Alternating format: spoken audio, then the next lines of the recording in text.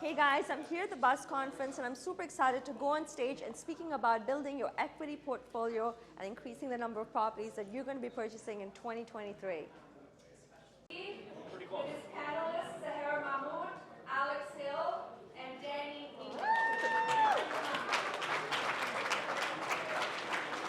Hi guys, my name is Sahara Mahmood and I've been in real estate for 10 years now. I've been a pre-construction broker for 8, and I actually purchased my first pre-construction in 2014, and since then I have picked up 17 properties.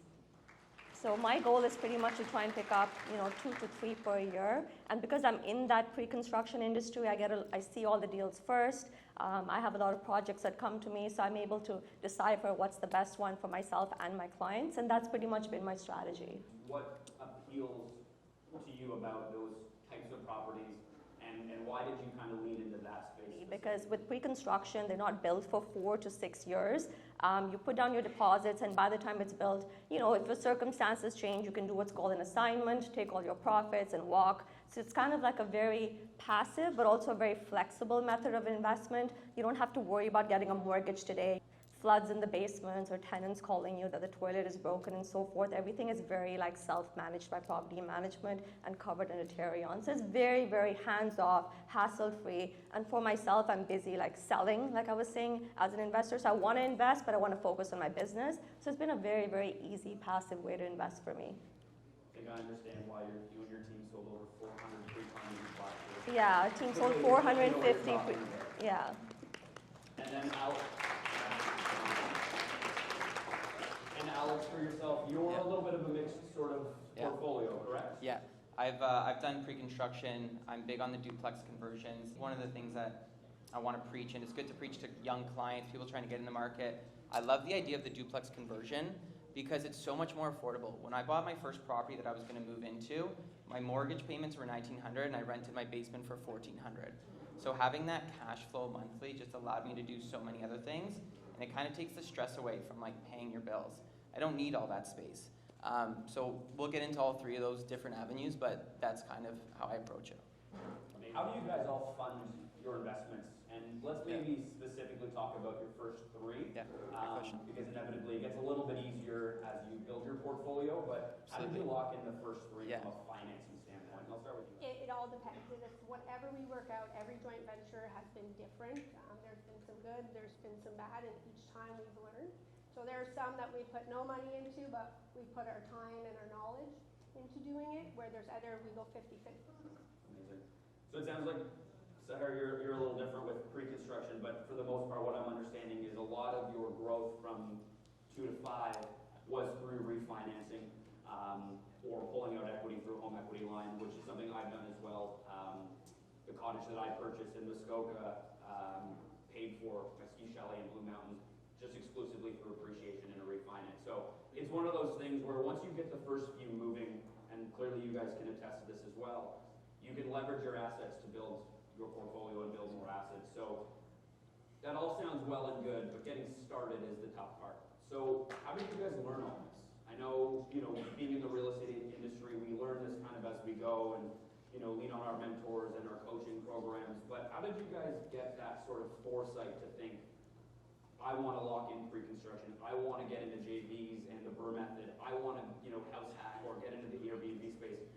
What was that sort of one thing that kind of drew you to it and taught you what you need to know? Sahara, I'll ask you first. So I think for me, the way that I started when I was a brand new real estate agent, I couldn't afford 20% down. I wouldn't be able to get a mortgage at that time. And I saw an opportunity where they were offering only a 5% down payment. So people were essentially buying at that time a $500,000 condo, putting down $25,000. By the time it was built, it went up $250K. So from $25,000, people made on approximately $225,000 on top of that. And it was, like I said, completely hassle-free. You don't need 20%. So there's a lot of deals out there that are 5% down, 10% down, 15% down that come on my table, as opposed to some of the other investment strategies where you might need 20 or even more than that, right, percent. So that for me worked out really, really well because I didn't have to worry essentially about mortgages and so forth. Amazing. And as a new agent, as little as possible that you can put down and still make capital appreciation on the full 100%. was like a winning factor. So that almost was out of necessity too, based on sort of how new you were to the industry. Exactly. Amazing. Well, I mean, phenomenal that you had that sort of foresight to kind of jump into that space. Alex, how about you? What was that sort of first turning point for you where you're like, I need to get into real estate as an investor? I actually didn't want to be honest. Luckily had an older brother. He's 5 years older than me, and he was like, we're going to buy this property. And I was like, I don't even know what I'm doing. I'm 22. I'm still in school. He's like, we're putting 5% down. We're saying you're moving in. We're going to rent it out. I didn't know what I was signing. I swear to God, I actually had no idea. So we did it, and I was like, wow, this is amazing. We got a duplex for $300,000 in Niagara. And then he's like, we're doing it again. And I was like, okay, sure. So I genuinely didn't know what I was doing, and I think that's kind of a good lesson for some people. But don't overthink it. What was the hardest lesson you've learned, and what is something that you are looking to get into that kind of scares the hell out of you next? I think the most important thing for me, at least, is time in the market versus timing the market. So everybody's always waiting for the market to go down. Well, guys, here it is. You should be only buying today, right? Because that's what we're waiting for. So, if you look at real estate historically, like every 5 years, it's gone up. So not to worry so much about what's happening today for like maybe the next 6 months, but to think about real estate as an elastic band. Like it goes down once in a while, but it goes back up. So time in the market is very important. The other thing in pre-construction is, I tell a lot of my clients, don't be so bent on views, for example. Everybody wants like that one bedroom south facing on the water. It's not as important because you're paying that premium of $100,000, but really you get the same rent as a unit that maybe faces north. So think of it more as an investment and not something that you're going to be living in it yourself. So don't be so emotionally tied into what you would want to live in. Think of the numbers and what makes sense mathematically to pick up like what's going to give you the highest ROI. Quick question for you guys as it relates to your investment portfolios. And part of the reason why I want to ask this question is to inspire the audience to try and look at that next investment as a bit more of a short-term plan rather than pushing it down to next year or the year prior. Why are you guys buying as much real estate as you are? What is your reason for doing it? And what's pushing you to keep going and keep adding more properties to your portfolio? Because surely you could take the $150,000 you're putting into your next investment, no water, and you can go and buy a watch. You could go on a vacation. You could take a year off, but yet. Same thing, like we're in real estate here, guys, so we don't have like pension funds and so forth. So basically the properties that we're picking up today, hopefully, at some point they're paying us off in the future to have that cash flow, the monthly income for our futures. So that's my reasoning of wanting to pick up, and that's the reason why I continue to keep at that goal of 2 to 3 a year. And Alex, yourself? I'd love to retire early. Let's face it. I don't think a lot of people don't love working. Overall we have a great job, but I'd love to retire early and enjoy things that not everyone gets to experience. So, picking up my first property when I'm 22, I knew that by the time, even though I didn't see it, now I see it when I'm 40, what is that going to be worth and what am I going to owe, right? I can cash out on a lot of money, have a lot of experience, or even something like the cottage that pays for itself. You get those luxuries, and the people around you get to enjoy those luxuries, and your family gets to do that. So it's kind of like giving them something more than just a regular life, and really just planning for the future. So for anyone young in this room, because there's a lot of you, just do it. Just get in the market. Don't think about tomorrow. Think about the long-term game. You're not going to sell it in 1 or 2 years. You're going to hold on to it for the long term. Just think about when you're 40, when you're 50, when you got kids, and the experiences that you can provide to them because of what you've done now. So that was you answered my next question. Sorry. Which, no, you jumped right to it. I was fortunate enough to have dinner with Ryan Strahan a couple years ago, and I asked. I'd love to retire early. Let's face it. I don't think a lot of people don't love working.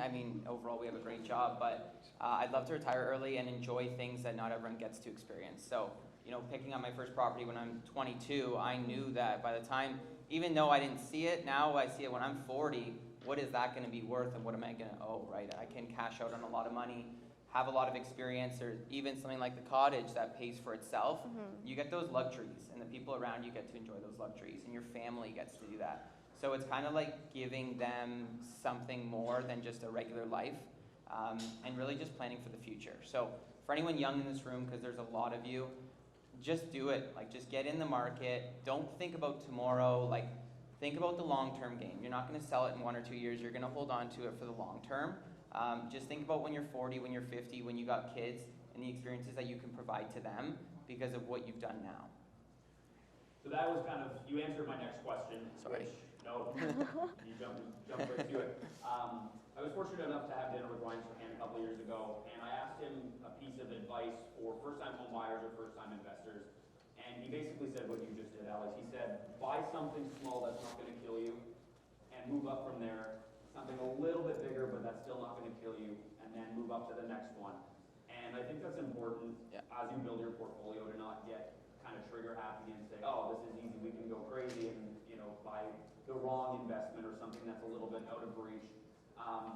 As we wrap up, my last question for the panel, and Alex, again, you kind of just answered my question.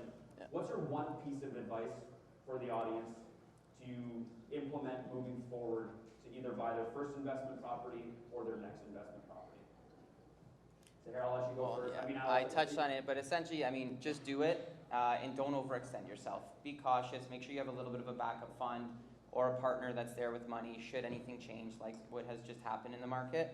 But really just get in and have a backup plan. Sarah, yourself? Very similar. Like, it doesn't have to be your dream home today. Just get into the market. You know, wait a few years, build up that equity to really get what you want in the future, because just getting in today, the prices are never going to go down 5 years from now. So. And Danny, going from 1 to 60 doors, moving forward for everybody who wants to aspire to that number of investment properties, what's your piece of advice to get there if you're somebody in the room that's inspired to hit that number right now? Again, just like the other two here, take that leap. You can do it. Find a safety net. And I don't mean a safety net of money. I mean a safety net of people. Mm-hmm. Find those local real estate agents that you can connect with. Get those creative mortgage brokers. Find an amazing cleaning lady, a handyman, a property management company. And then when you have that safety net and that stability, you can continue and go forward, because you know when you treat those people well, they're going to be there as soon as you need them. Amazing. And my piece of advice would just be patient, yet be very assertive and aggressive when the timing is right.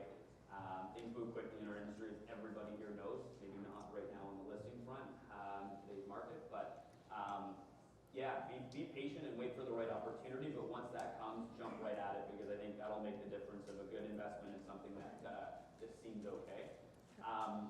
It's been amazing getting to know these three, and I'm sure that based on what I've learned from them in the last few weeks, they would be happy to have a private conversation afterwards. So if you guys want to flag these guys down afterwards, by all means, I'm sure they'd be happy to lend a piece of advice or two.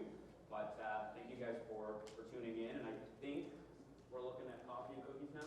No, that's with the wine. Oh, wine's better anyway. Cool. Thanks, everybody. Really appreciate it. Thank you.